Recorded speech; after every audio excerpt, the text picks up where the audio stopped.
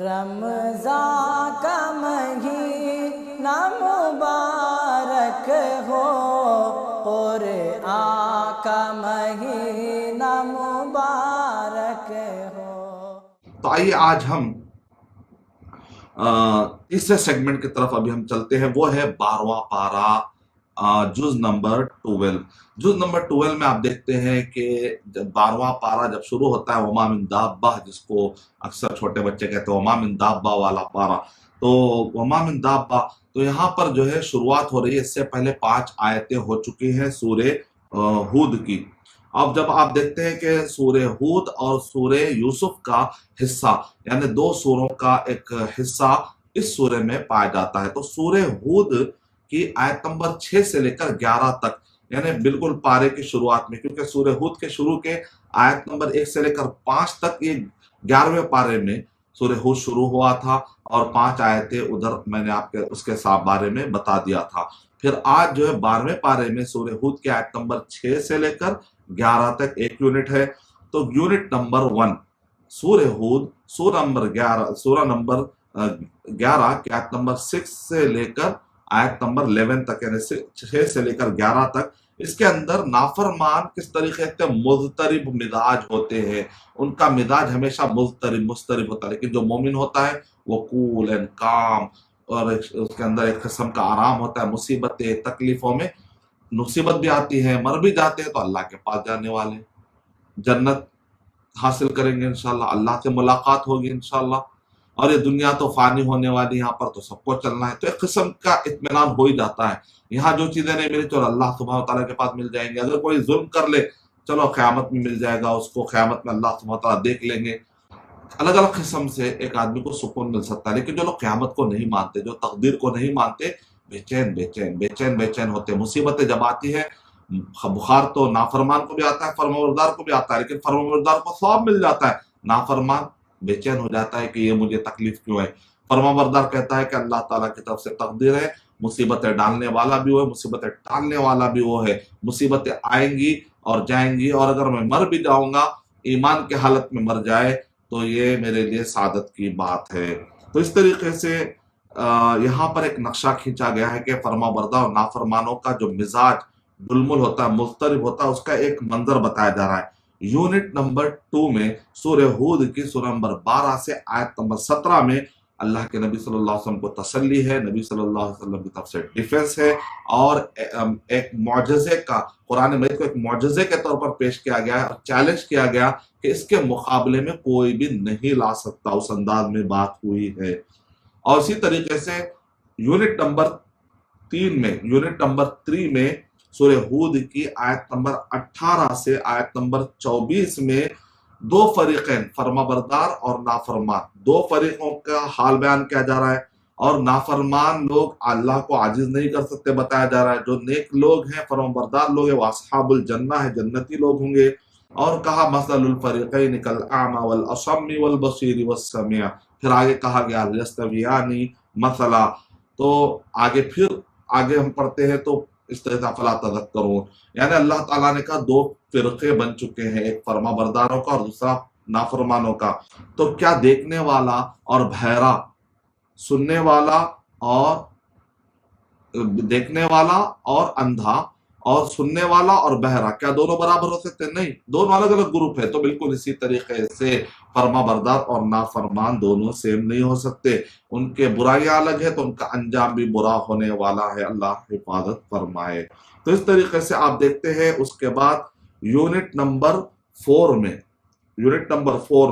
سورہ ہود کی آیت نمبر 25 سے لے کر آیت نمبر 25 سے لے کر 49 تک، 25 سے لے کر 49 تک نوح علیہ السلام کا قصہ ہے۔ اس کے اندر ڈیٹیل میں نوح علیہ السلام کا وہ منظر کھینچا گیا ہے ان کے زمانے کا، کہ ان کے آنکھوں کے سامنے ان کا بیٹا نافرمانی کر رہا ہے، یہاں تک کہ ڈوب گیا۔ باپ کہہ رہا میرے بیٹے آ جا، اے میرے بیٹے آ جا، آج کوئی نہیں بچا سکتا۔ بچہ کہہ رہا ہے کہ نہیں، پہاڑوں کی اونچائی میں چلا جاؤں گا۔ بیٹے نے کہا ارے بیٹے تو سمجھ نہیں رہا ہے، آج کا طوفان ہے، کوئی بچانے والا نہیں ہے، اللہ سبحانہ تعالیٰ کا عذاب ہے۔ ابھی وہ یہ جو منظر ہے، آئیے دیکھتے ہیں قرآن مجید اس منظر کو کیسے پیش کرتا ہے۔ نوح علیہ السلام نے پہلے اپنی قوم کو سمجھایا، اور جو گروہ انہوں نے بنایا تھا وہاں پر ایک بڑے مالداروں نے مل کر مذاق کا ایک ٹھٹا کا ایک گروہ بنایا تھا، ان کو سمجھاتے ہیں، ان کے شبہات کو دور کرتے ہیں، ان کے ڈاؤٹ کو دور کرتے ہیں، تو آخر میں جواب کیا ملتا ہے معلوم؟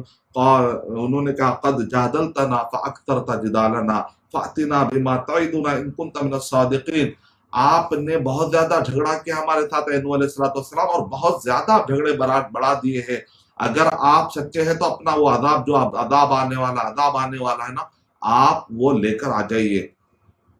تب نوح علیہ السلام کو اللہ سبحانہ و تعالیٰ نے جب حکم دیا تو آپ کشتی بنانے لگے۔ اب ظاہر بات اور ڈیزرٹ ہے، پانی کا نام و نشان نہیں، اتنی بڑی کشتی بنائی جا رہی ہے، تو لوگ جاتے آتے مذاق اڑاتے تھے، اور مذاق اڑا کر کہتے تھے کہ یہاں پر پانی کا تم، یہ تو آدمی بوڑھا ہو گیا، یہ تو آدمی سٹیا گیا، جس طرح لوگ کہتے ہیں اس طریقے سے بہرحال مذاق اڑا رہے تھے، کہہ رہے تھے یہاں پر کشتی بنانے کی کیا ضرورت ہے؟ وَكُلَّمَا مَرَّ عَلَيْهِ مَلَأٌ مِّن قَوْمِهِ سَخِرُوا مِنْهُ قَالَ إِن تَسْخَرُوا مِنَّا فَإِنَّا نَسْخَرُ مِنْكُمْ كَمَا تَسْخَرُونَ فَسَوْفَ تَعْلَمُونَ۔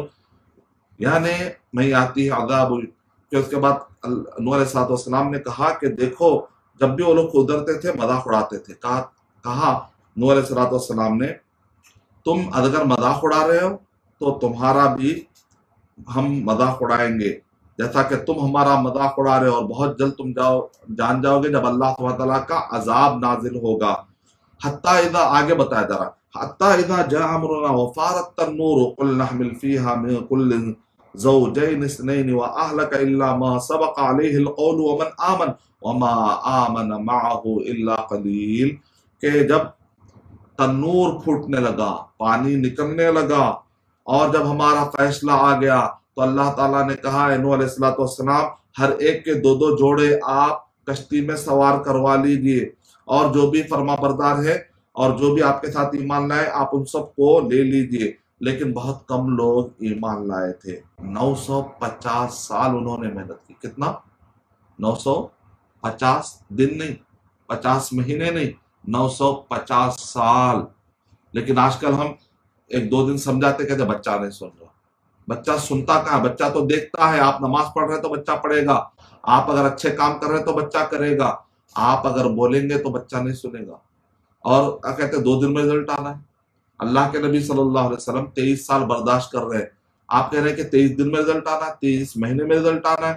اتنا جلدی کیوں ہے ہمارے نفس میں؟ شارٹ کٹ کیوں ڈھونڈتے ہیں ہم؟ لانگ ٹرم کیوں نہیں جانتے؟ اصلاح دیکھیں، نل کے نیچے پتھر ہوتا ہے، قطرہ قطرہ قطرہ، ایک دن پتھر کے اندر سوراخ پڑ جاتا ہے۔ تو ماں اپنے بچوں کو کہتی ہے ماں باپ اپنے بچوں کو کہتے ہیں نماز پڑھو، ایک دن بچے نمازی بن ہی جاتے، روزہ رکھو، جھوٹ مت بولو، سچ بولو، پڑھو، ایک دن بچے پڑھنتو بن جاتے ہیں۔ آپ کا کام ہے بولنا، زبان میں اثر ڈالنے کا کام اللہ سبحانہ، ہدایہ کمز فرام اللہ سبحانہ و تعالی۔ تو نوح علیہ السلام کی زندگی سے سبق لیجئے۔ بعض لوگ کیا کرتے ہیں، ارے بھائی تم ایسا کر، جبکہ تمہارا بچہ بھٹکا ہوا ہے۔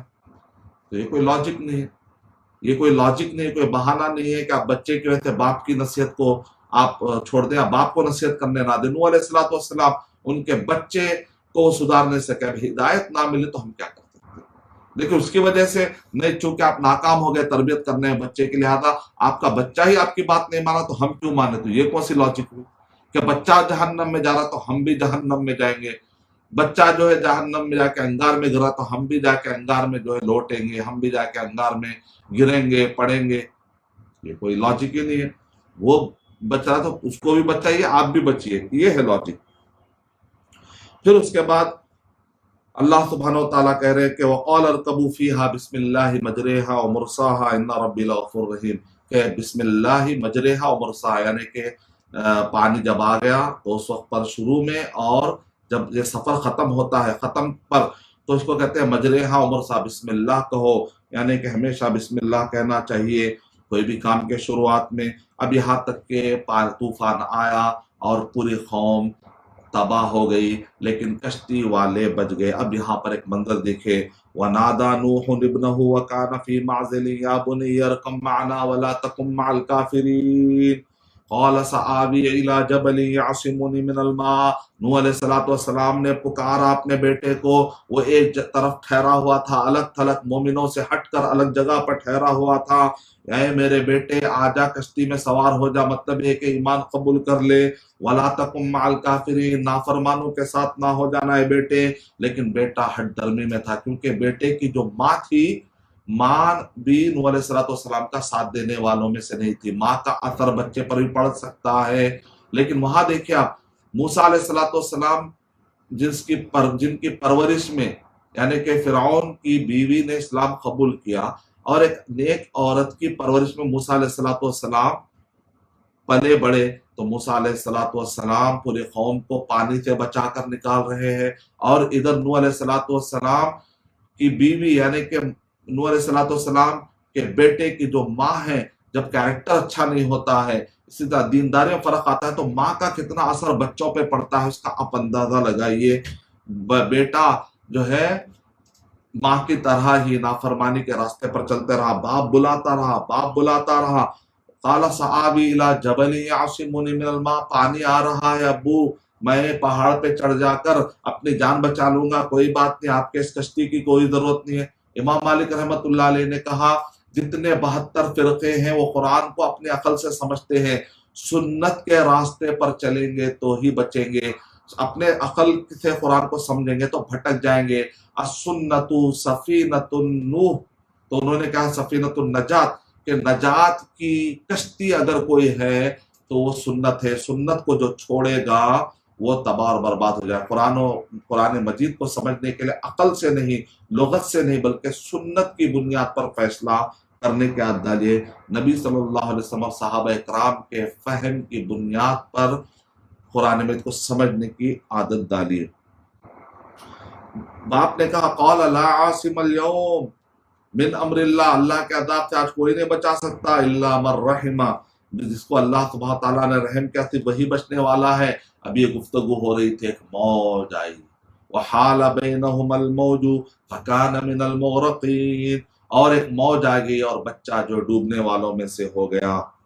اس کے بعد اللہ سبحانہ تعالیٰ نے حکم دیا، وقیل یا ارض ابلعی ماءکی، اے زمین تو پانی نگل لے، ویا سماء اقلعی، اور اے آسمان تو اپنے پانی کو روک دے، وَيَا سَمَاءُ اقلعی وغیض الماء وقضی الامر واستوت علی الجود۔ یہاں پر ایک قرآن مجید کا معجزہ شفا بھی ہے، شفا ملتی ہے قرآن مجید کی آیتوں کو پڑھنے سے۔ ابن تیمیہ رحمۃ اللہ علیہ کے پاس خاتون آئی، اس نے کہا کہ مجھے پیریڈ رک نہیں رہے ہیں، تو ابن تیمیہ رحمۃ اللہ علیہ نے جگہ موقع سے آیتیں دی ہیں اور کہا کہ زمین اور سما کو پیٹ سمجھو، تو پیٹ کے بیماریوں کو حل کرنے کے لیے سما اور ارض کی جو آیتیں ہیں اس کو ریلیٹ کر کے اگر آپ پڑھیں گے تو قرآن میں شفا ہے۔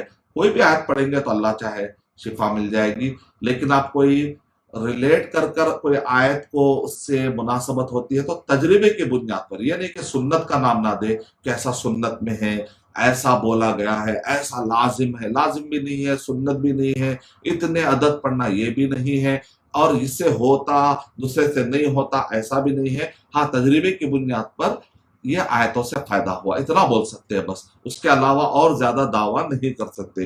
تو کسی ایک عالم کا تجربہ پیش کیا جا سکتا ہے کہ ایسا ہوا، لیکن اس سے ہی ہوگا دوسروں سے نہیں ہوگا ایسا نہیں کہا جا سکتا، اور ان آیتوں سے اور دوسرے بیماریاں بھی حل نہیں ہوتے ایسا بھی نہیں کہا جا سکتا ہے۔ تو ابن تیمیہ رحمۃ اللہ علیہ نے کہا اس خاتون سے کہ پیریڈ زیادہ آ رہے ہیں تو تم یہ آیت پڑھ لو، سورہ ہود سورہ نمبر 11 کے آیت نمبر 44۔ کچھ دنوں کے بعد خاتون آ کر کہتے ہیں کہ الحمدللہ پیریڈ کے مسائل پوری طرح سے حل ہو گئے۔ کئی مرتبہ بعض لوگوں کو کانسٹیپیشن ہوتا ہے، ٹوائلٹ سے خون جاری ہوتا ہے، بعض لوگ خے پر خے کرتے چلے جاتے ہیں، بعض بچے الٹیوں پہ الٹیاں کرتے چلے جاتے ہیں، بعض لوگوں کو جسم سے خون رکتا نہیں ہے۔ جب میں نے ان سے کہا کہ آیتیں پڑھو تو ماشاءاللہ اچانک خون رک گیا۔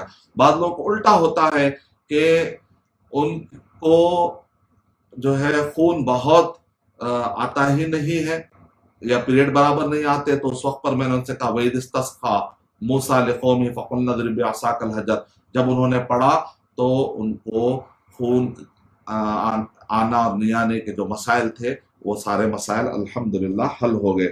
اب دیکھیں یہاں پر نوح علیہ السلام اپنے کتنے غم بھرے لہجے میں اپنے رب کو پکارتے، وَنَادَىٰ نُوحٌ رَبَّهُ، اور نوح علیہ السلام نے اپنے رب کو پکارا، فقال ربی ان ابنی من اہلی، اے اللہ میرا بیٹا تو میرے اہل و عیال میں سے ہے نا، وَإِنَّ وَعْدَكَ الْحَقُّ، اور آپ کا وعدہ سچا ہے نا، وَأَنْتَ أَحْكَمُ الْحَاكِمِينَ، اور آپ بہترین فیصلے کرنے والے ہیں۔ قَالَ يَا نُوحُ إِنَّهُ لَيْسَ مِنْ أَهْلِكَ، اللہ تعالیٰ کہہ رہے ہیں اے نوح یہ تمہارے اہل و عیال میں سے نہیں۔ تو نبیوں کے اہل و عیال میں کون ہوتا ہے؟ بلڈ ریلیشن نہیں۔ بعض لوگ کہتے ہیں بلڈ ریلیشن اگر امپورٹنٹ ہے تو ابو لہب چاچا ہے، ابو طالب چاچا ہے، لیکن ایمان کا ریلیشن امپورٹنٹ ہوتا ہے۔ ایمان کے ساتھ ساتھ بلڈ ریلیشن آل بیت ہے، بہت عزت کرنی چاہیے، بلکہ درود پڑھتے ہیں اللہم صلی علی محمد وعلی آل محمد، اے اللہ سبحانہ وتعالیٰ آپ درود و سلامتی نازل فرمائیے محمد صلی اللہ علیہ وسلم پر اور آل محمد پر۔ تو آل بیت کی بڑی عزت ہونی چاہیے، بس شرط یہ ہے کہ وہ شرک میں نہ ہو، بدعت میں نہ ہو۔ اگر وہ شرک اور بدعت میں آ جائے تو پھر یہاں پر دیکھیے یہاں پر بھی آل بیت بیٹا ہے، کچھ فائدہ نہیں ہے۔ جس کو اس کے عمل نے پیچھا کر دیا اس کو اس کا نسب آگے نہیں لا سکتا، تو یہ مشہور جملہ ہے۔ اور اسی طریقے سے نوح علیہ السلام نے کہا کہ اللہ یہ بیٹا تو میرے اہل میں سے، تو اللہ تعالیٰ کیا کرے یا انہ لیس من اہلک انہ عمل غیر صالح فلا تسألنی ما لیس لک بہ علم، اس کا عمل صحیح نہیں تھا، تو ایمان اور عمل کی بنیاد پر ہوتا ہے، صرف بلڈ ریلیشن کی بنیاد پر نہیں۔ ایسے سوالات مت کرو، میں تم کو نصیحت کرتا ہوں کہ کہیں تم جاہل میں سے نہ ہو جاؤ۔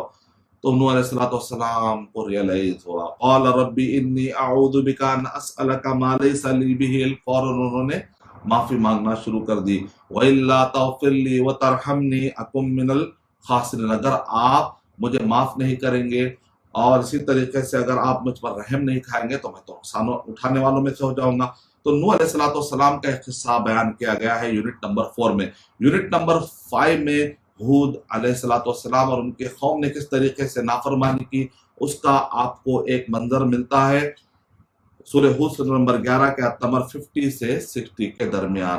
پھر یونٹ نمبر 6 میں صالح علیہ السلام اور ان کے قوم جو ثمود تھی انہوں نے کیسے نافرمانی کی، جبکہ انہوں نے کہا کہ یہ اونٹنی ہے، اونٹنی کے ساتھ ادب سے پیش آؤ، یہ اللہ سبحانہ تعالیٰ کی نشانی ہے، پھر بھی انہوں نے کیا فعقروها، اس کی کونچیں انہوں نے کاٹ دی۔ فقال تمتعوا فی دارکم ثلاثۃ ایام، کہا کہ 3 دن تم اپنے گھروں میں ٹھہرے رہو، یعنی وارننگ ہے، ذالک وعد غیر مکذوب۔ اس کے بعد واخذ الذین ظلموا الصیحہ فاصبحوا فی دارہم جاثمین، ایک چیخ آئی اور اپنے گھروں کے اندر ان کے جثے ایسے ہی پڑے رہے، مرنے کے بعد جیسے کھجور کے تنے کیسے ہوتے ویسے بالکل ان کے جثے پڑے رہے۔ یونٹ نمبر 7 سورہ ہود کی سورہ نمبر 11 کے آیت نمبر 67 سے لے کر 76 میں ابراہیم علیہ السلام کو آ کر فرشتوں نے کیسے خوشخبری دی بچے کی، پھر اس کے بعد کس طریقے سے انہوں نے نصیحت کی نوح علیہ السلام کے اہلیہ کو اور کس طرح بچے کو خوشخبری دی، پھر لوط علیہ السلام کے قوم پر کس وجہ سے عذاب آیا اور عذاب آیا اس کا ذکر کیا گیا ہے۔ پھر لوط علیہ السلام کے قوم کیسے گناہ میں مبتلا تھی اس گناہ کا ذکر کیا گیا۔ مرد یا عورت سے بدفعلی کرنا یہ بہت بڑا گناہ ہے، اس سے اپنے آپ کو بچانا چاہیے۔ لوط علیہ السلام کے قوم پر جو عذاب آئی، عذاب آتے کیوں تھے آپ جانتے ہیں، فرعون کو تکبر کی بیماری لگی ہوئی تھی، اور اسی طریقے سے جو قوم ہود ان سب کو کامن چیز ہے تو بت پرستی ہے، ان کے بتوں کی محبت ان کو چھوڑ نہیں رہتی، یہ گناہ ہے۔ تکذیب کرنا، اس کی وجہ سے وہ حدیثوں کی، وہ نبیوں کی تکذیب کرتے تھے، ان کے تعلیمات کی تکذیب کرتے تھے، اللہ کی بات نہیں کرتے، تو توحید کے راستے پر نہیں آنا، شرک کرنا، بت پرستی کرنا اور آیتوں کو جھٹلانا، اللہ سبحانہ تعالیٰ کی باتوں کو نہیں ماننا اور اپنے بنائے ہوئے نظریوں کو ماننا، تکبر جس کو کہا جاتا ہے، اور پراؤڈ قوم ثمود۔ اور اسی طرح انہوں نے کیا کیا، یہاں تک کہ اللہ کی نشانی کے ساتھ کھلواڑ کیا، انہوں نے اونٹنی کو مار دیا۔ اور لوط علیہ السلام کے قوم کی برائی کا ذکر کیا ہے کہ یہ لوگ مرد اور عورت آپس میں بدفعلی کیا کرتے تھے، تو ان سب گناہوں سے اپنے آپ کو بچانا چاہیے۔ شعیب علیہ السلام کی قوم، آگے بتایا جا رہا ہے کہ ناپ تول میں کمی، ڈیلنگ ان کے صحیح نہیں تھے، فائنینشیل ٹرانزیکشن صحیح نہیں تھے، انکم سورس یہ جو ہوتے بڑے اہم مسئلے ہوتے ہیں. آپ دیکھیں قوموں کی جو برائیاں ہوتی ہیں اس کے اندر انکم سورس، اور اسی طریقے سے جہاں پر آپ پیسہ کنزم کرتے پیسہ لگاتے ہیں تو پیسہ کمانا اور پیسہ لگانا اس کے اندر گڑبڑ نہیں ہونا چاہیے. اسی طریقے سے نسب کے مسئلے، یعنی مرد عورت کے جو ریلیشنز ہوتے ہیں، تعلقات ہوتے ہیں، اس کے اندر اگر کوئی لوط علیہ السلام کی قوم کے جیسے بدفعلی والے کام میں آ جائے تو یعنی کہ عورت اور مال و دولت اور جائیداد، اور اسی طریقے سے قوم میں جو ان کو جھوٹی شہرت ہوتی ہے تو جھوٹی شہرت، اقتدار، مال اور عورت، یہ جو اہم چیزیں اس کے اندر عملی طور پر جب گناہ کرتے ہیں اور عقیدے کے اندر بت پرستی کرتے ہیں، شرک کرتے ہیں، نافرمانی کرتے ہیں، ناشکری کرتے ہیں، تو جنرلی آپ دیکھتے ہیں کہ عذاب کی جو میجر قسمیں ہیں انہی کے اطراف گھومتے رہتی ہے. اور بھی اس کے ساتھ ساتھ آپ بہت سارے اخلاقی اور عقیدے کی برائیاں بھی ایڈ کر سکتے ہیں. تو آپ دیکھتے ہیں کہ یونٹ نمبر 8 میں سورہ ہود سورہ نمبر 11 کے آیت نمبر 77 سے 83 میں اللہ سبحانہ تعالیٰ کا عذاب آتا ہے. جبرائیل علیہ السلام کو اللہ سبحانہ تعالیٰ کہتے ہیں کہ اس قوم کو اٹھا لے، تو 600 پر میں سے ایک پر کے کنارے، اس ایک پر کے کنارے سے لوط علیہ السلام کے قوم کو جبرائیل علیہ السلام آسمان تک لے جاتے ہیں. یہاں تک کیا آتا ہے کہ آوازیں آ رہی تھی، مرغیوں کی آوازیں آ رہی تھی، اور وہ سحری کا ٹائم، ایسے ٹائم پہ اچانک ان کو پلٹا دیا جاتا ہے. ایسا لگتا ہے کہ وہاں پر کوئی ہے نہیں. اس کے بعد بارش ہوئی، پتھروں کی بارش ہوئی، مسومتن، کس کو مارنا اس بندے پہ نام تک بھی، یعنی یہ بندہ اس کے لیے، یہ پتھر اس کے لیے، اس طریقے سے باقاعدہ متعین طور پر جا کر اس کو لگتا تھا. ویسے پتھروں کی بارش ہوئی. اتنا سخت عذاب کیوں؟ پتھروں کی بارش، یہاں تک کہ زمین کو اٹھا کر پٹک دیا گیا.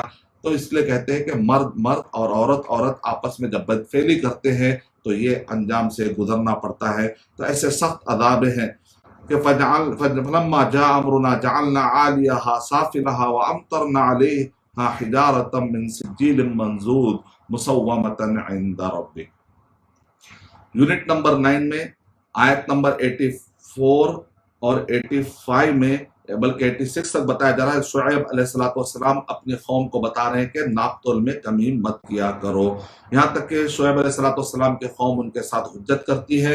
آیت نمبر 87 سے لے کر 95 میں تو شعیب علیہ السلام کہتے ہیں نريد الا الاصلاح ما استطعت وما توفیقی الا باللہ علیہ توکلت والیہ انیب. پھر اس کے بعد آیت نمبر 96 سے لے کر 99 میں یونٹ نمبر 11 ہے. یہاں پر موسیٰ علیہ السلام کا مختصر فرعون کے ساتھ جو واقعہ پیش آیا کہ فرعون اپنے گروہ کو لے کر جہنم میں آگے جا رہا ہوگا. تو غلط چیز میں لیڈر نہ بنے، اچھے چیز میں لیڈر بنے بتایا جا رہا ہے. یونٹ نمبر 12 میں سورہ ہود کے آیت نمبر 100 سے لے کر آیت نمبر 123 میں بتایا جا رہا ہے کہ آخر حق اور باطل کے جو جنگ آدم اور ابلیس کے زمانے سے جاری ہے، آدم علیہ السلام کے زمانے سے جاری ہے. لیکن آپ دیکھ رہے ہیں کہ اینڈ میں ہمیشہ حق کی جیت ہوتی ہے، ایمان والوں کی جیت ہوتی ہے، اور باطل ہار جاتے ہیں، عذاب میں مبتلا ہو جاتے ہیں. اس کے اندر کیا کیا ہمیں معلومات ملتی ہے کہ قصوں سے نصیحت لینی چاہیے. قصے دل بہلی کے لیے نہیں ہوتے ہیں یا واہ واہ کہنے کے لیے نہیں ہوتا، بلکہ اس میں نصیحت لے کر دیکھیں کہ اپنے اندر کیا برائیاں ہیں تو اس کو مرسیلیسلی خرچ کے باہر نکالیں. اور اس کے اندر یہی بتایا جا رہا ہے کہ قصوں کے ذریعے سے نبی صلی اللہ علیہ وسلم کو تسلی دی جاتی ہے، صحابہ کرام کو تسلی دی جاتی ہے. وَكُلًّا نَقُصُّ عَلَيْكَ مِنْ أَنْبَاءِ الرُّسُلِ مَا نُثَبِّتُ بِهِ مَا فُؤَادَكَ وَجَاءَكَ فِي هَذِهِ الْحَقُّ وَمَوْعِظَةٌ وَذِكْرَىٰ لِلْمُؤْمِنِينَ کہ تثبیت قلب کے لیے، دل کو مضبوط کرنے کے لیے قصے سنائے جاتے ہیں. اس کے اندر تسلی بھی ہوتی ہے، اس کے اندر موعظت بھی ہوتی ہے، نصیحت بھی ہوتی ہے، اور اس کے اندر یاد دہانی ہوتی ہے ان لوگوں کے لیے کہ جو لوگ برائی کے راستے پہ جاتے ہیں تو اچانک سے سن کر پھر بعد ہو جاتے ہیں. اور اسی طرح اس میں یہ بھی بتایا جا رہا ہے کہ وَمَا كَانَ رَبُّكَ لِيُهْلِكَ الْقُرَىٰ بِظُلْمٍ وَأَهْلُهَا مُصْلِحُونَ. جب تک آپ ٹوکتے رہیں گے، اصلاح کرتے رہیں گے، وہاں پر عذاب نہیں آئے گا. لیکن اگر آپ ٹوکنا چھوڑ دیں گے تو خاموش رہنے والے اور گناہ کرنے والے دونوں بھی عذاب مبتلا ہو جا سکتے ہیں. جیسا کہ حدیث میں اللہ کے نبی صلی اللہ علیہ وسلم نے ارشاد فرمایا کہ ایک کشتی ہے، اس کے 2 مالے تھے، اور نیچے جو مالے والے ہیں میٹھا پانی اوپر مالے میں رکھا ہوا تھا. اور جب بھی ان کو پانی کی ضرورت ہوتی تھی تو اوپر جاتے تھے، بار بار جاتے تھے، تو نیچے والوں کو خیال ہے کہ ہم بار بار جا رہے کہ اوپر اور تکلیف نہ ہو، تو اگر انہوں نے ایسا سوچا کہ چلو ہم کشتی میں سوراخ بنا لیں گے تاکہ نیچے سے جو پانی آ رہا ہے لے لیں گے، تو کیا ایسا کرنا درست ہے؟ اگر اوپر والے کہیں گے بھائی ہم تو غلطی نہیں کر رہے، ہم تو کشتی میں سوراخ نہیں ڈال رہے، وہ ڈال رہے، ان کو نقصان ہوگا، ایسی تو بات نہیں ہے نا۔ جب پانی اندر آئے گا تو نیچے مالے والے اوپر مالے والے دونوں بھی ڈوبیں گے کہ نہیں ڈوبیں گے؟ ڈوبیں گے۔ تو معاشرے کے اندر جب بھی برائی آتی ہے تو گویا کہ عذاب کو دعوت دے رہے ہیں۔ اگر آپ نہیں روکیں گے، اس سے پہلے بھی گزرا ہے کہ برائی کرنے والا، برائی پر خاموش رہنے والا، برائی پر ٹوکنے والا، وہاں پر اللہ سبحانہ تعالیٰ نے کیا کہا؟ ہم نے برائی کرنے والے اور خاموش رہنے والے دونوں کو عذاب میں لے لیا، جو ٹوکنے والے تھے ان کو ہم نے بچا لیا۔ تو آج کے دور میں بھی آپ دیکھیں بہت سارے لوگ ایسی ایسی غذائیں کھا رہے ہیں، اگر مسلمان دعوت کا کام کرتے اور ان کو بتاتے کہ بھئی یہ مت کھاؤ، یہ کھاؤ، یہ مت کھاؤ، یہ کھاؤ، تو آج دنیا میں بہت سارے برائیوں سے، بیماریوں سے ہم بچ جاتے تھے۔ لیکن مسلمان تبلیغ کا کام ویسے نہیں کر رہے جیسا کہ صحابہ کرام تابعین کرتے تھے، دور دور تک بغیر، وسائل کم تھے، آج کے دور میں ٹیکنالوجی ہے، آج کے دور میں آپ دور دور تک پہنچ سکتے ہیں۔ آج اسلام پیڑیا ڈالنے کا مقصد بھی کیا ہے؟ تاکہ دور دور تک اسلام کا پیغام جو ہے پہنچ جائے، یہ مقصد ہے۔ لیکن ہم نہیں پہنچانے کی وجہ سے لوگوں کو اویئرنیس نہیں ہے۔ اب ظاہر بات ہے وَاتَّقُوا فِتْنَةً لَا تُصِيبَنَّ الَّذِينَ ظَلَمُوا مِنْكُمْ خَاصَّةً۔ اللہ تعالیٰ قرآن مجید میں کہہ رہے ہیں کہ اگر گناہ کریں گے تو صرف گنہ گاروں کو عذاب نہیں ملے گا، اس کے لیے جو لوگ بھی خاموش رہے ان سب کو بھی عذاب آ سکتا ہے۔ تو آپ دیکھیے، کچھ ایسی غذائیں کھائی گئی، اس غذاؤں کے بعد ایفیکٹس ہوتے ہوتے ہوتے بہت سارے بیماریاں دنیا میں پھیل جاتی ہے۔ تو ایسے وقت پر مسلمانوں کو چاہیے کہ اپنا کردار نبھائے اور لوگوں کو بتائے کہ حلال اور حرام کیا ہے۔ تو 12ویں پارے کے اندر سورہ ہود کا ایک بہت بڑا حصہ ہے، پھر 12ویں پارے کے اندر سورہ یوسف، جس کو احسن القصص کہا گیا۔ اب احسن القصص کیوں کہا گیا؟ اس کے بہت سارے ریزن ہیں الگ الگ مفسرین کے۔ کسی نے کہا کہ یوسف علیہ السلام کا جتنا تفصیل سے واقعہ ذکر کیا گیا ہے، ان کے بچپنے کا بھی ذکر ہے، جوانی کا بھی ذکر ہے، یہاں تک کہ اقتدار کا بھی ذکر ہے، ان کے انفرادی زندگی کا بھی ایک مکمل، ایک ایسا لگتا ہے کہ کمپلیٹ قصہ ہے، تو شاید اس وجہ سے احسن کہا گیا۔ محمد صلی اللہ علیہ وسلم پر جس وقت پر سورہ یوسف نازل ہوا تو اس وقت پر اللہ کے نبی صلی اللہ علیہ وسلم کو بڑی تسلی ملی اور کفار قریش کو بہت ساری دھمکی ملی کہ دیکھو جیسے ان کے بھائی ان کو ستا رہے تھے، لیکن آخر میں ریگریٹ ہوئے، اے کفار قریش تم بھی قریش کے ہو، تم بھی محمد صلی اللہ علیہ وسلم کے قبیلے کے ہو، نافرمانی کر رہے ہو، کہ ایسا نہ ہو کہ بعد میں تم کو بھی ریگریٹ کرنا پڑے۔ یہ محمد صلی اللہ علیہ وسلم اسی طرح ترقی کرتے کرتے جا کر ہجرت کرتے ہوئے اپنے گاؤں سے اگر ان کو نکال بھی دیا دوسرے گاؤں میں جا کر وہ بادشاہ بن جائیں گے، لیکن تمہارا کیا ہوگا؟ یوسف علیہ السلام بھی جب ان کو نکالے تو آخری میں بھائی تو وہیں کے وہیں رہ گئے، لیکن یوسف علیہ السلام اقتدار تک پہنچ گئے تھے۔ یہ اللہ سبحانہ و تعالیٰ کا طریقہ ہے۔ ایسے بہت سارے سبق ہے، تقریباً 100 سبق بیان کرنے کے بعد کہا کہ اتنے سارے سبق ایک عالم صاحب نے قصۃ یوسف مئۃ فائدہ فی قصۃ یوسف، یہ بھی ایک کتاب ہے اور میری بھی کتاب ہے، آپ پڑھتے رہیے۔ اہداف اور اسباق اس کے اندر بھی میں نے تفصیل سے اس کے ہدف بتائے ہیں، اسباق بتائے ہیں، اس سے بھی آپ کو کافی رہنمائی ملے گی، اور کیا کیا ریزن ہے آپ کتاب کے اندر تفصیلی طور پر پڑھ سکتے ہیں انشاءاللہ۔ 12ویں پارے میں سورہ یوسف بھی پایا جاتا ہے۔ سورہ یوسف تو 13واں یونٹ، اس پارے کا یونٹ نمبر 13 میں آیت نمبر 1 سے لے کر 3 میں اعجاز قرآن کیا ہے، عربی کی اہمیت کیا ہے۔ اللہ تعالیٰ کہہ رہے ہیں کہ ہم نے اس قرآن مجید کو عربی میں بنایا، تو عربی ایک ایسی زبان کا اللہ تعالیٰ نے انتخاب کیا۔ سوال کرتے لوگ کہ عربی ہی کو اللہ تعالیٰ نے منتخب کیوں نہیں کیا، دوسری زبانوں کو کیوں منتخب نہیں کیا؟ تو عربی کے اندر غور کر کے دیکھیں آپ، بہت ہی کلمات تھوڑے ہیں لیکن گفتگو بڑے بڑے معنی اس کے اندر ہوتے ہیں۔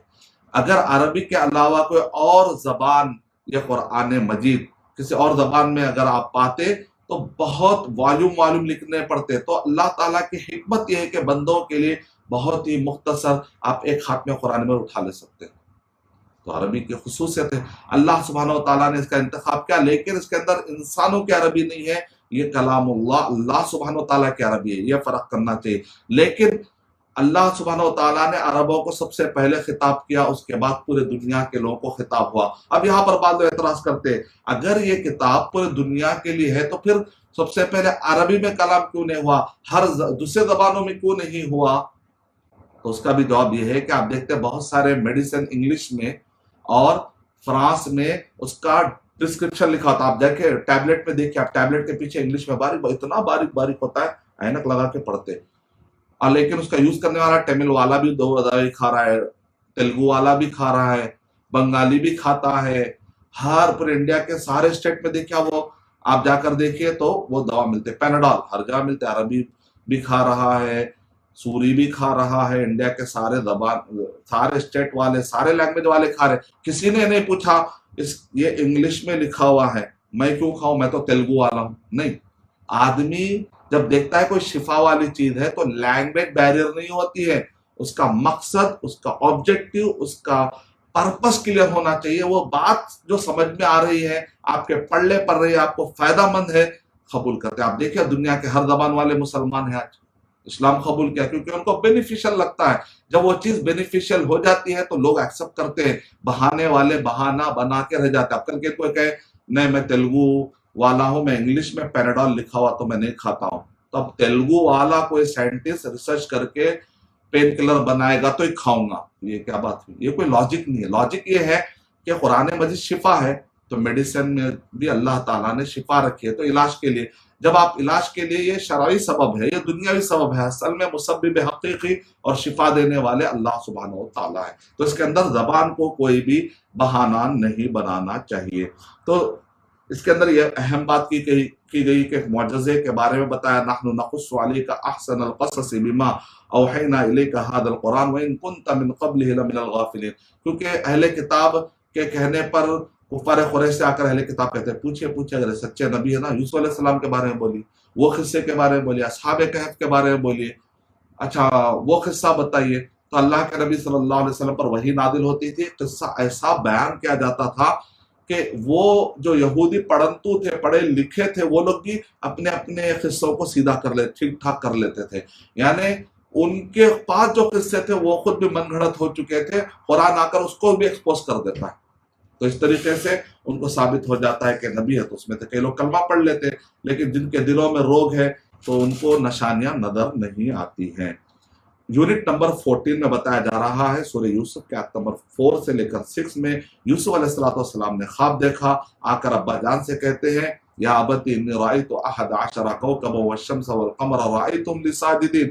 جب دیکھا کہ تارے مجھے سجدہ کر رہے، سورج اور چاند، تو باپ بھانپ گئے. یعقوب علیہ السلام وہ بھی نبی تھے، یوسف علیہ السلام بعد میں چل کر نبی. ان کو معلوم تھا کہ بھائی بہت زیادہ حسد کر رہے. کہا کہ لا تقصص رؤیاک علی اخوتک فیکیدوا لک کیدا. یعنی آدمی کو چاہیے کہ اگر کوئی حسد والا ہو اطراف میں تو پھر اپنی نعمتیں نہ بتائے. اگر کوئی اچھا چاہنے والا ہو، آپ کے بتانے سے فائدہ ہو، تو واما بنعمت ربک فحدث، آپ اپنے نعمتوں کو بیان کر سکتے ہیں. لیکن اگر آپ کو ڈر ہے کہ اس حسد کا جیسے آپ کہتے ہیں اس حسد کے ناگ اور اس کے سانپ کا ڈس آپ کو لگنے والا ہے، تو آپ کیوں ڈسنا چاہ رہے؟ اللہ کے نبی صلی اللہ علیہ وسلم نے ارشاد فرمایا کہ اپنے نعمتوں کو چھپا کر مصیبتوں سے اور حسد کے فتنے سے اپنے آپ کو بچا لو. تو حسد ایک فطری چیز ہے، بلا وجہ بھی آ سکتی ہے، کوئی اس کا ریزن نہیں ہے. یوسف علیہ السلام نے کیا بھائیوں کو مارا تھا؟ نہیں نا، اچانک آ جاتی ہے. ابن تیمیہ رحمۃ اللہ علیہ کہہ رہے ہیں کہ حسد ایک ایسی بیماری ہے، وہ ہر انسان کے اندر آ سکتی ہے، لیکن جو شریف آدمی ہے اس کو دباتا ہے. نہیں غلط ہے. لیکن جو لئیم ہے یعنی برا آدمی ہے، وہ آدمی کیا کرتا ہے؟ اس کو بھڑکاتا ہے، اس کو کنٹرول میں نہیں کرتا. تو کنٹرول میں نہیں رکھنا برا ہے. انسان ہے، نفس ہے، خیالات آ سکتے ہیں، لیکن اس کو دبانا چاہیے. اور ایک عالم صاحب نے کہا کہ حسد دور لوگوں میں نہیں ہوتا، سیم قسم کے پروفیشنل یا سیم قسم کے رشتوں میں، یعنی قریبی لوگوں میں حسد ہوتا ہے. دور آدمی جو انجانا جا رہا ہے، آپ دیکھتے ہیں کہ آپ انجان آدمی السلام علیکم کیسے، اچھے اور کیسے، بڑے اپنے آدمی سے ارے وہ آدمی آ رہا، ارے وہ پوائنٹ نکالے گا، ارے یہ آدمی میں سے ہمیشہ جلتا. تو اکثر کیا ہوتا ہے، قریبی لوگوں میں حسد ہوتا ہے. اس کے اور زیادہ آپ کو خاندان میں دین کا کام، اصلاح کا کام، اکثر باہر بیانات سنتے ہیں، لیکن خاندان میں بھی، محفلوں میں بھی بیانات کا سلسلہ جاری ہونا چاہیے.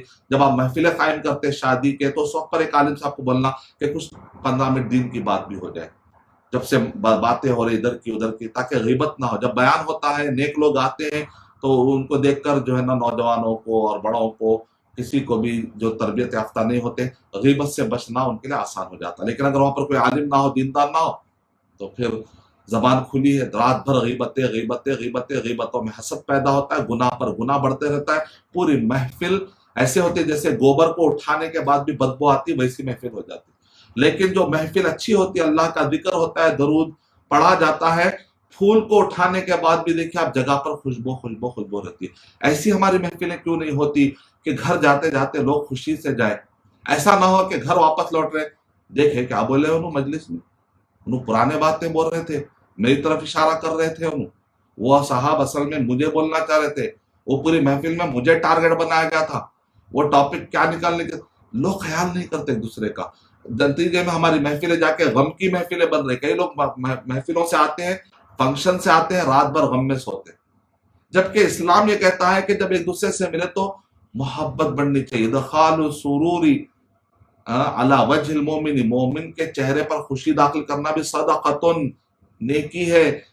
اچھا خاصا ہنس رہا ہے، آدمی بہت ہنس رہا، چلو اس کو ذرا سا پنچ کرتے ہیں، ذرا اس کو سے پن چباتے ہیں، کچھ نہ اس کو بات، اس کا اچانک بیچارہ غم میں آتا خوش. ہاں ابھی ہنس رہے تھے، دیکھو ابھی ایک ٹاپک نکالتے ہیں، پورا چہرہ اتر گیا. آپ کیوں ایسا کر رہے ہیں؟ آپ کا کام تو ہے نا کہ غم والے کو خوشی، اس کے چہرے پہ خوشی لانا ہونا چاہیے. نبی صلی اللہ علیہ وسلم کا طریقہ ہے. آپ خوش رہنے والے کو غم میں دیکھنا چاہتے ہیں، ترقی کرنے والے کو ٹانگ کھینچنا چاہتے ہیں. یہ حسد کی وجہ سے ہوتا ہے. پہلا گناہ جو آسمان پر ہوا ابلیس کی طرف سے، وہ بھی حسد، تکبر، غلط تعبیر، جھوٹے قیاس کی وجہ سے. اور زمین پر بھی حابل اور قابل، پھر اسی طرح سے یوسف علیہ السلام کو جو تکلیفیں آئی، محمد صلی اللہ علیہ وسلم کو جو تکلیفیں آئی، یہ حسد کی وجہ سے. حسد کا مطلب کیا جانتے ہیں؟ اہل علم نے کہا حسد کا مطلب یہ ہے اللہ کے فیصلے پر اعتراض. نعوذ باللہ. اب بتائیں، اللہ تعالیٰ کہہ رہے ہیں، اللہ تعالیٰ کا فیصلہ ہے کہ فلاں کو کار دے، آپ کہتے ہیں اس کو کار مل گئی، نہیں ملنا تھا، مجھے ملنا تھا. یہ حسد ہے. یا اللہ اس سے کار تو ہٹا لے، وہ تباہ ہو جائے معاش معیشت میں، اس کی بزنس تباہ ہو جائے. یہ خیالات لانا حسد ہے. آپ یہ بول سکتے ہیں اللہ تو نے اس کو نوازا ہے، اللہ مجھے بھی نواز دے، جائز ہے. لیکن آپ کہتے ہیں تمنی زوال نعمت الآخرین، یا آخرین، دوسروں کی نعمت کے زوال کی تمنا کرنا، یہ ہے حسد. اور گویا کہ آپ کس پر اعتراض کریں؟ اللہ پر. اللہ کے اس فیصلے پہ آپ راضی کیوں نہیں؟ آپ اللہ کو چاہتے ہیں تو اس کے فیصلے پہ راضی کیوں نہیں ہے؟ آپ کو حسد کرنا، جلن کرنا اس بات کی وجہ کہ آپ اللہ کے فیصلے پر راضی نہیں. اب اللہ تعالیٰ آپ سے پوچھیں گے کیا اتعلمون اللہ بدینکم، کیا اب اللہ تعالیٰ کو آپ سکھائیں گے دین کیا ہے، شریعت کیا ہے؟ تب اللہ کو آپ سکھائیں گے؟ نہیں. اللہ تعالیٰ نے کہا بس فالو کرنا ہے، نئے نئے سوالات نہیں کرنا ہے.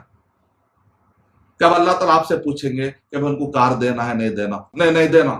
اچھا ٹھیک ہے، تو آپ کوئی آپ بہت بڑے کچھ طاقتور ہے. اللہ تعالیٰ ان اللہ علی کل شیء قدیر، 600 پر جبرائیل علیہ الصلوۃ والسلام کے ایک پر کے کنارے سے لوط علیہ الصلوۃ والسلام کی قوم کو جو پلٹا دے، ایک مخلوق کا یہ حال ہے، تو اللہ تعالیٰ کی طاقت کا انداز، وہ مقتدر ہے، وہ عزیز ہے، وہ جبار ہے.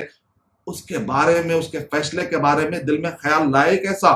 جب آپ اس طریقے سے تربیت کریں گے تو یہ کنٹرول میں رہتا ہے نفس، اور یہ حسد، یہ تکبر سے اپنے آپ کو آپ بچا سکتے ہیں انشاءاللہ.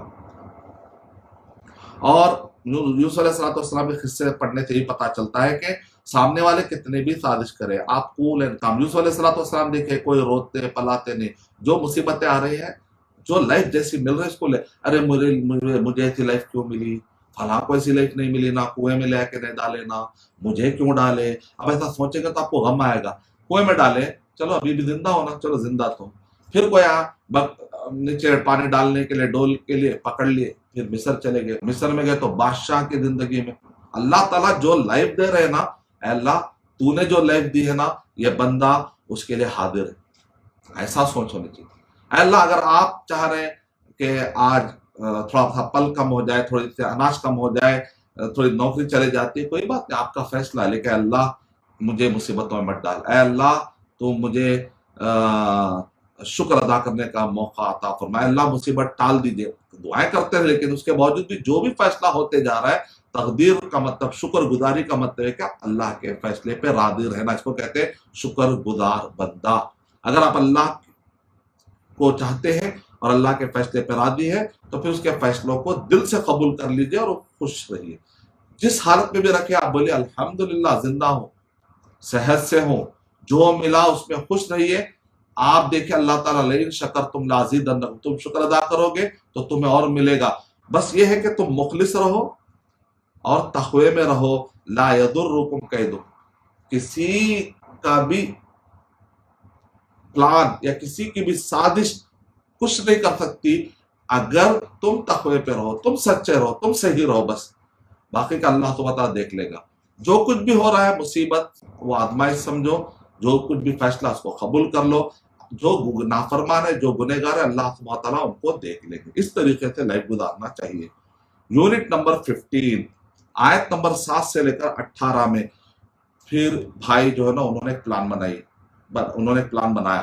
कहा कि यूसुफ अलैहिस्सलाम को ले जाकर हम लोग जो है कत्ल कर देंगे। तो उन्होंने कहा कि नहीं नहीं ऐसा नहीं करते, हम लोग उनको खिलाने पिलाने के बहाने लेकर जाएंगे कहीं दूर और वहां पर ऐसा करते हैं।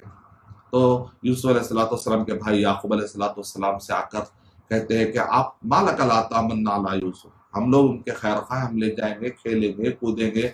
तो याकूब अलैहिस्सलाम ने कहा कि मुझे डर है कि कहीं कोई भेड़िया ना आ जाए।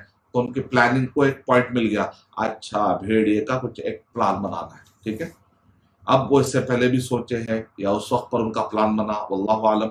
लेकिन उसके बाद यूसुफ अलैहिस्सलाम को लोग ले जाते हैं। बाद वजाओ अबाहुम इशा यबकून, रात में वो रोते हुए आए अब्बा के पास। क्या हुआ? तो कहा कि हम खेल रहे थे, भेड़िया आया, भेड़िए ने खा लिया और आकर कह रहे ये लो खमीस।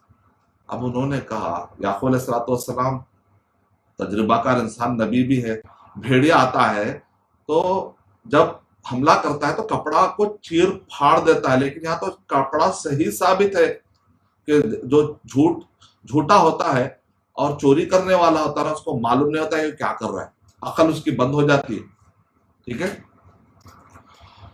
तो जो याकूब अलैहिस्सलाम समझ गए कि ये तुम्हारा मकर है। वो लोग कह रहे आप हमको तस्दीक नहीं करेंगे, आप हमको माने, वो के वल्लाहुल मुस्तआन अला मा तसिफून। ऐसा कैसा बादब भेड़िया है कि कपड़े निकाल रहा है, उसके बाद यूसुफ अलैहिस्सलाम को खा रहा है। वो तो ऐसे अटैक करेगा कि कपड़े भी फट जाएंगे। कपड़े नहीं फट रहे, इसका मतलब तुम्हारी कुछ प्लानिंग है, लेकिन मैं अल्लाह के हवाले करता हूँ इस मसले को। फिर उसके बाद यूनिट नंबर 16 12वें पारे की यूनिट नंबर 16 में आयत नंबर 19 से लेकर 34 तक यूसुफ अलैहिस्सलाम को फिर एक आजमाइश पड़ी। यूसुफ अलैहिस्सलाम को जब अजीज मिस्र वो कुएं से उठाकर ले गया तो वहां पर जाकर उसने अपनी अहलिया से कहा, बीवी से कहा कि इस बच्चे की इज्जत करो। बड़े इकराम के साथ इस बच्चे को रखा गया। लेकिन यूसुफ अलैहिस्सलाम जैसे बड़े होते गए उनकी खूबसूरती में इजाफा होते रहा, यहाँ तक के मलिका इतने बड़े दी वक़ार और मर्तबे वाली वो फितने मुब्तला हो जाती है और गंदगी के लिए दावत देते रहे। कि यूसुफ अलैहिस्सलाम यहाँ पर नौजवानों के लिए बड़ा सबक है। हर नौजवान को चाहिए कि ये सूरा एक मरतबा जरूर पढ़े, 2 मरतबा, 3 मरतबा, जब तक के उनके दिल में तकवा ना आ जाए यूसुफ अलैहिस्सलाम की तरह कि आप मुख्तलिफ ममालिक में जाते हैं, मुख्तलिफ जगहों पर जाते हैं और आपको बहुत सारे बुराइयां करने का चांस होता है, लेकिन अपने आप को बुराइयों से बचा कर रखते हैं। यूसुफ अलैहिस्सलाम ने कहा कि माअल्लाह ऐसा नहीं हो सकता। यूसुफ अलैहिस्सलाम ने अपने पाक दामनी का उन्होंने इजहार कर दिया, लेकिन उसके बावजूद भी वो औरत पीछे पड़ती। यहाँ तक के यूसुफ अलैहिस्सलाम अपने आप को बचाने के लिए वो भागने की कोशिश करते, अल्लाह से दुआ भी कर रहे हैं। अचानक बादशाह की नज़र पड़ जाती है, शाह की नज़र पड़ जाती है, अजीज मिस्र। तो फौरन वो औरत बात बदल देती है कि ये शख्स जो है मुझ पर जो है अटैक कर रहा था, गलत तरीके से इसकी नीयत गलत हो चुकी थी, ये मुझे जो ऐसा वैसा कर रहा था। तो उसके बाद वहां पर फैसला करने वाले ने फैसला किया कि अगर खमीस पीछे से फटी हुई है तो इसका मतलब ये निकला कि वो औरत झूठी है। वो असल ट्राई कर रही थी कि पकड़े पीछे थे और ये भाग रहे थे, लेकिन अगर खमीस सामने से फटी हुई इसका मतलब औरत सच्ची है। जब देखे कि तो खमीस पीछे से फटी हुई थी तो समझ गया बादशाह के यहाँ पर फितना ये औरत है, यूसुफ अलैहिस्सलाम इसमें सच्चे। फिर भी लोगों में चहमगोया होने लगी। यहाँ तक के उस खातून ने देखा कि कई औरतें مکر والی باتیں کر رہی ہے، غلط باتیں کر رہی ہے، تو اس نے کہا فلما رأینہ اکبرنہ وقطعن ایدیہن وقلنا حاشا للہ ما ھذا بشرا ان ھذا الا ملک کریم قالت فذلکن الذی لمتننی فیہ ولقد راودتہ عن نفسہ فاستعصم۔ یہاں دیکھیے یوسف علیہ السلام کے پاک دامنی کی گواہی وہ خود عورت دے رہی ہے۔ جب اس عورت نے سنا کہ کچھ عورتیں کہہ رہی کہ ایسا کیا ہے کہ غلام کے ساتھ جو ہے نا یہ عورت اتنی کیوں گر رہی ہے کہ غلام کے پیچھے پڑ رہی، تو اس نے سب کو دعوت پر بلایا اور چھریاں بھی ہاتھ میں دے دی۔ یوسف علیہ السلام کو باہر نکلنے کے لیے کہا۔ وہ خواتین پھل کاٹنے کے بجائے خوبصورتی میں اتنے مئو ہو چکے تھے کہ انہوں نے انگلیاں کاٹ لی۔ اللہ کے نبی صلی اللہ علیہ وسلم یوسف علیہ السلام سے بھی زیادہ خوبصورت تھے۔ وہ خوبصورتی یوسف علیہ السلام کی خوبصورتی، انگلیاں کٹانے والی، محمد صلی اللہ علیہ وسلم کی خوبصورتی کلمہ پڑھانے والی۔ ہم ہر ایک دوسرے نبی کو گراتے اور بڑھاتے نہیں ہیں، لیکن جو فضیلت اللہ نے دی ہے اس فضیلت کو بیان کرنا جائز ہے۔ لا نفرق بین احد من رسلی، ہم فرق نہیں کر سکتے، لیکن تلک الرسل فضلنا بعضهم علی بعض، لیکن فضیلتیں اللہ نے بیان کی، ایک دوسرے کو جو خوبیاں دی ہیں ان خوبیوں کا ذکر کر سکتے ہیں۔ تو اللہ کے نبی صلی اللہ علیہ وسلم کا چہرہ دیکھ کر عبداللہ بن سلام یہودیوں کے سردار نے کہا یہ چہرہ جھوٹے کا نہیں ہو سکتا، کہا لا الہ الا اللہ محمد الرسول اللہ، اور ادھر بھی خوبصورتی دیکھی، لیکن ان عورتوں نے کیا ہے اپنی انگلیاں کاٹ لی۔ جیسے یہ حالت دیکھی تو اس خاتون نے کہا مجھے تم ملامت کر رہی تھی، تانے دے رہی تھی کہ غلام کے پیچھے پڑ گئے غلام، اب کیا ہوا، تم نے تو اپنی انگلیاں ہی کاٹ لی، اور لیکن یہ اس کو میں نے برائی کی دعوت دی تو یہ بچا رہا، لیکن اگر یہ میری بات نہیں سنے گا تو اس کو میں جیل میں ڈال دوں گی۔ یوسف علیہ السلام نے کہا رب السجن احب الی مما یدعوننی الی، میں جیل میں جانا پسند کروں گا میرے رب، لیکن میں ان کے ورغلانے میں اور غلط کام کے لیے تیار نہیں ہوں گا۔ بعض لوگ یہ جملہ مشہور ہے انڈیا میں کہ یا اردو زبان میں کیا کہتے ہیں کہ بد رہنا بدنام نہ رہنا، کہاں سے لالیے پتہ نہیں، بد رہنا یعنی بد بن جاؤ تو آخرت تو پکڑے جائیں گے اگر آپ بد ہو، بدنام نہ رہنا۔ یوسف علیہ السلام بدنامی کو پسند کر رہے لیکن بد ہونے کو پسند نہیں کر رہے۔ اصل مومن کی سوچ ایسی ہوتی ہے کہ بہت سارے ہم کو اس کے اندر واقعات ملتے ہیں۔ پھر بھی بادشاہ نے دیکھا کہ لوگوں کو کنٹرول کرنا مشکل ہے، اس کو معلوم تھا کہ عورت جھوٹی ہے، یوسف علیہ السلام سچے، پھر بھی بادشاہ نے لے جا کر جیل میں ڈال دیا۔ وہ ڈالا اتنی مدت کے لیے ڈالا کہ بھول ہی گئے، ایک لمبی مدت تک یوسف علیہ السلام اندر رہے، لیکن آپ واقعات پڑھتے ہیں اور اس سے استنباط کرتے ہیں تو پتہ چلتا ہے کہ باہر والوں سے زیادہ اندر والے نیک ہو چکے تھے یوسف علیہ السلام کی تبلیغ سے۔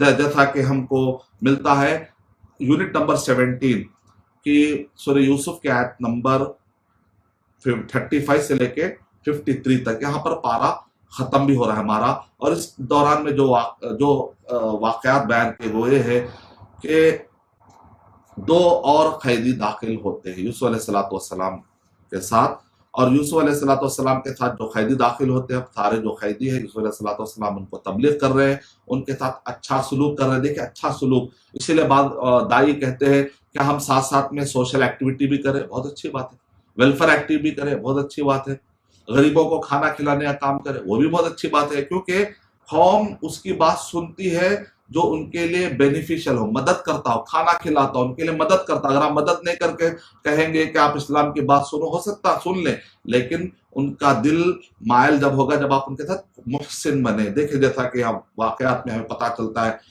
کہ ان دونوں نے خواب دیکھا۔ کیا خواب دیکھا؟ ایک نے کہا انی ارانی اعصر خمرا، مجھے خواب میں بتایا گیا کہ میں شراب نچوڑ رہا ہوں۔ دوسرے نے کہا وقال الاخر انی ارانی احمل فوق رأسی خبزا تأکل الطیر من نبئنا بتأویلی انا نراک من المحسنین۔ اس پر غور کیجیے۔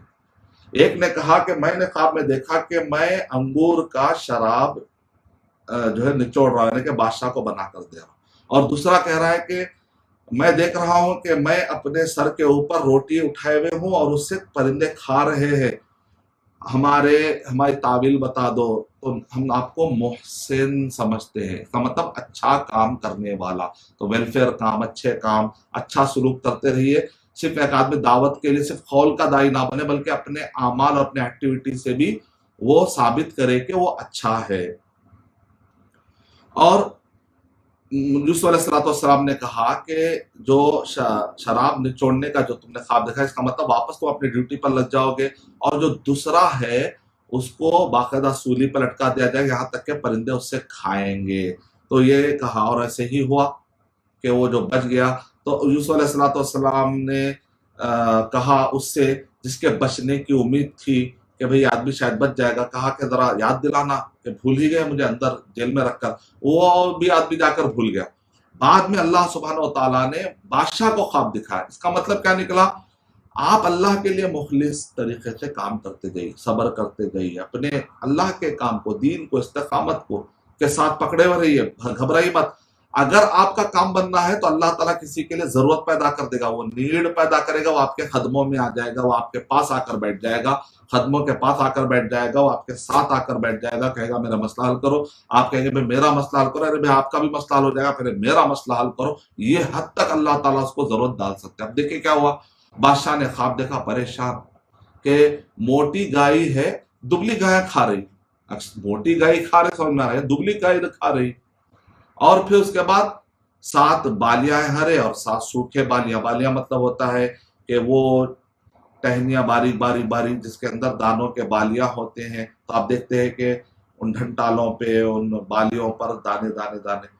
یہ سوکھی بالیاں، یہ ہری بالیاں، یہ کیا مطلب ہے؟ تو پوچھا تو لوگوں نے کہا اضغاث و احلام، یہ اڑتے اڑاتے باتوں کے، ضغث اضغاث، پراگندہ، یہ تو بس کچرا ہے، جیسے کچرا ہوتا ہے ضغث کچرا، احلام دن بھر جو سوچ لیتے ہیں اسی کا کچرا اپج ہے، اور یہی چیز ریفلیکٹ ہو کے خواب میں آ جاتی ہے۔ تو ریفلیکشن ہے، بس ایک کچرا خواب ہے، اس کی کوئی تعبیر نہیں ہے۔ لیکن وہ آدمی جو شراب نچوڑ رہا تھا، جس کو پتا چلا تو اس کو فوراً یاد آ گئی یوسف علیہ السلام۔ اس نے کہا ایک آدمی ہے جو تعبیر بتاتا ہے۔ بادشاہ جب جو ہے یوسف علیہ السلام کے پاس اس قاصد کو کہا کہ اس آدمی کو لے کر آؤ، یوسف علیہ السلام کے لیے بڑا اچھا موقع تھا۔ دیکھا آپ نے، اللہ تعالیٰ نیڈ پیدا کر کہ میں بتاؤں گا یہ ساری چیزیں، بلکہ میں تو حکیم بھی ہوں، علیم بھی ہوں، یہ بھی جانتا ہوں کہ کس طریقے سے اناج کو رکھنا ہے اور کس طریقے سے اناج کو پھر واپس دینا ہے، یہ سب چیزیں میں جانتا ہوں۔ لیکن پہلے تصفیہ کیا جائے، وہ عورتوں نے مجھ پر جو تہمت لگائی تھی اس کا کیا؟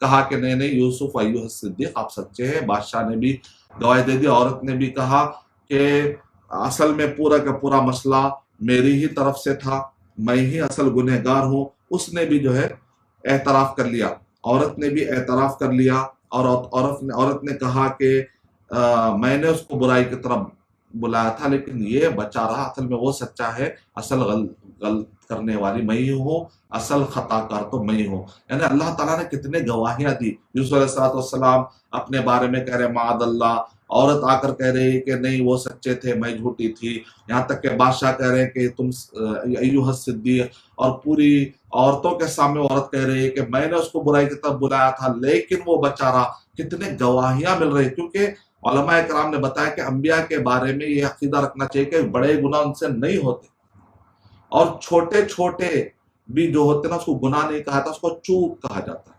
اور اسی طریقے سے بڑے بڑے عیب سے ہی پاک ہوتے ہیں، جیسا موسیٰ علیہ السلام کے بارے میں مشہور کر دیا گیا کہ بچپن میں فرعون نے جو ہے انگارہ اور موتیاں سامنے رکھی، تو اکثر بچے کیا ہوتے ہیں انگارے کی طرف ہاتھ بڑھاتے کہ داغ چمک والا ہوتا ہے وہ، تو موسیٰ علیہ السلام بھی لیے اور منہ میں بھی ڈال دیے، تو وہ لکنت اسی ویسے تھی، نعوذ باللہ۔ وہ لکنت کا وہ معنی نہیں ہے جو آپ سمجھ رہے ہیں، یعنی ان کو بات کرنے کے لیے جھجک اس لیے ہو رہی تھی کہ انہوں نے کسی کو مارا تھا سمجھانے کے لیے، تو آدمی مر گیا تھا کہ فرعون وہ باتیں نہ پوچھے گا، وہ اس قسم کی جھجک جس کو آپ کہتے ہیں بات کرتے وقت پر ایک اٹک۔ ایسا نہیں کہ کوئی بڑا عیب تھا، تو بڑے عیب، بڑے گناہ، یہاں تک کہ چھوٹے گناہ بھی نہیں کہنا چاہیے بلکہ چوک جو ہوتا ہے، اور وہ چوک بھی کیوں ہوتی ہے؟ اگر آدم علیہ السلام چوک نہیں کرتے تو پھر ہم کو معافی مانگنے کا طریقہ ہی نہیں ملتا۔ تو انبیاء کرام معافی کے طریقے ربنا ربنا، قرآن میں 40 سے زیادہ مرتبہ ربنا، اس میں ہمارے لیے فائدے ہیں کہ ہم کیسے اللہ کو راضی کروائیں، یہ انبیاء کرام ہم کو وہ راستہ بتانے آئے۔ اگر یہ بالکل چوک بھی نہیں کرتے تو پھر ہم کو معافی بتانے والا کون ملے گا، راستہ کہاں سے ملے گا؟ یوسف علیہ السلام نے تعبیر دیتے ہوئے کہا تھا کہ دیکھیے موٹی گایوں کو دبلی گائے کھانے کا مطلب یہ ہے کہ 7 بڑے بہترین جو ہے سال آنے والے جس کے اندر بارش ہوگی اور خوب کھیتی ہوگی، اس کے بعد 7 قحط والے سال آئیں گے، ڈراٹ، اور اس کے بعد لوگوں کو کھانے کے لیے مشکل ہوگی. تو اب کیا کرنا ہے کہ بالیاں جو ہرے ہرے ہوتے ہیں اور سوکھے سوکھے ہوتے ہیں، بالیوں کو کے اندر ہی چاول کو، اناج کو اگر اسی میں رکھ دیا جائے بالیوں میں دھان کے ساتھ تو وہ سڑتا نہیں، لیکن اس کو نکال دیتے ہیں تو سڑتا، اس کے اندر کیڑا پڑنے کا چانس ہوتا ہے. تو لہذا دھان میں ہی رکھ دیا جائے تاکہ 7 سال کے وقت پر کام آ جائے. بادشاہ کو کہا کہ لاؤ بلاؤ، میں اس کو اپنے خاص کر دوں گا. ٹھیک ہے، خاص تو کریں گے لیکن پہلے مجھ پر پڑی تہمت تو دور کرے. پھر اس کے بعد ان کی تہمت بھی دور ہوئی اور بڑے عزت کے ساتھ لا کر بادشاہ نے ان کو گویا کہ منرل منسٹر، یعنی کہ زمین سے نکلنے والے سارے جتنے بھی اہم کانیں ہوتی ہیں اور زمین پر اگنے والے جتنے بھی اہم خزانے، غذا کے خزانے ہوتے ہیں، اجعلنی، یعنی مجھے آپ بنا دیجئے، زمین کے خزانوں کے اوپر مجھے ذمہ دار بنا دیجئے. کیا کہا کہ میں حفیظ بھی ہوں، علیم بھی. یعنی 2 شرطیں ہیں آدمی کو اکنامک لیول پہ اچھا آگے بڑھنے کے لیے. اس کا پیسہ بچت کرنے کی بھی طاقت ہونی چاہیے، پیسہ صحیح جگہ پر خرچہ کرنے کی بھی اس کے اندر صلاحیت ہونی چاہیے. تو ایسا آدمی ہمیشہ صحیح طریقے سے جائے گا، ورنہ اکنامک کرائسس کو لائف میں بار بار آتا رہے گا. اور اس طریقے سے ہمیں واقعات ملتے ہیں. یہاں پر یوسف علیہ السلام کتنے ڈاؤن ٹو ارتھ ہے اور کتنے متواضع ہیں. یہ نہیں کہہ رہے کہ دیکھو میں سچا ہوں، یہ کہہ رہے ہیں، وہ کہہ رہے وما ابرئ نفسی ان النفس لامارۃ بالسوء، میں اپنے نفس کو ایسے ہی میں اپنے آپ کو بری نہیں کر لیتا. نفس میں تو نفس امارہ تو ہے لیکن اللہ تعالیٰ جس کو چاہے بچا لیتا. اللہ کی طرف اچھائی کی نسبت کر رہے ہیں، اللہ کی طرف ہر فضل، ہر اچھائی کی نسبت اللہ سبحانہ و تعالیٰ کی طرف کرنا چاہیے. نفس کی 3 قسمیں، نفس امارہ، نفس لوامہ، نفس مطمئنہ. تو نفس امارہ مانے برائی کی طرف بلانے والا. نہنگو اژدہو، شیر نر مارا تو کیا مارا، بڑے موذی کو مارا جس نے نفس امارہ کو گر مارا. تو اسلام میں آپ دیکھیے دنیا کے سارے مذاہب نفس کو کچلنے کی تعلیم دیتے ہیں. تو نفس کو کچل نہیں سکتے آپ، لیکن نفس کو سوار سکتے ہیں. قد افلح من زکاہا، جس نے اس کو سوارا، اس کے اچھائیوں کو باہر نکالا. وقد خاب من دسا، جس نے اس کے اچھائیوں کو مٹی میں دفن کر دیا وہ ناکام ہو جائے گا. جس نے اس کو سوار کر، اس نفس میں اچھائی بھی ہے، نفس مطمئنہ بھی ہے، نفس لوامہ بھی ہے، اس کو اگر اچھائی کی طرف لگا دیں گے نفس کو تو بڑا اچھا نفس بھی ہے. تو ایک ہی نفس کے 3 الگ الگ حالتیں ہیں، ایک بری حالت، 2 اچھی حالتیں. نفس امارہ بری حالت، نفس لوامہ نے ملامت کرنا، برائی کی طرف جانا چاہتا ہے، اندر سے ملامت کرتا ہے. تو اچھی بات ہے، آدمی اس سے برائی سے بچ جاتا ہے. نفس مطمئنہ ہے، خاص طور سے مرتے وقت پر اطمینان سے اس کی روح نکلتی ہے، تو یہ نفس مطمئنہ ہے. ایسے اور بھی تشریح ابن قیم رحمۃ اللہ علیہ کو طبیب القلوب کہا گیا، ان کی کتابیں آپ پڑھ سکتے ہیں. تو آئیے اب ہم آج کا ہمارا 3را سیگمنٹ بھی ختم ہوا. کیا کچھ سوالات ہیں؟ ہم دیکھتے ہیں. اگر کچھ سوالات نہیں ہیں